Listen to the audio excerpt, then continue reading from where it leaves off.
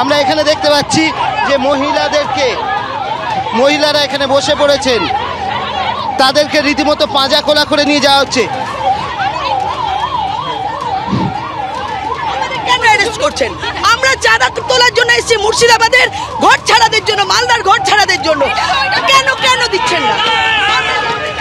মালদা মুর্শিদাবাদের ঘর ছাড়াদের জন্য বিজেপি এসেছিল এমনটাই বক্তব্য, কিন্তু সুকান্ত মজুমদার সহ বিজেপি যারা রয়েছেন তাদেরকে আমরা দেখতে পাচ্ছি এই মুহূর্তে পুলিশের গাড়িতে তোলা হয়েছে। এখানে গণতন্ত্র ভুটিন দিল।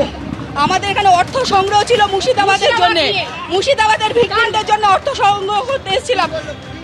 এখানে দাঁড়ানোই যাবে না, পুরো এই এলাকা মুখ্যমন্ত্রী কিনে রেখেছে। দলদাস পুলিশ মহিলাদের সাথে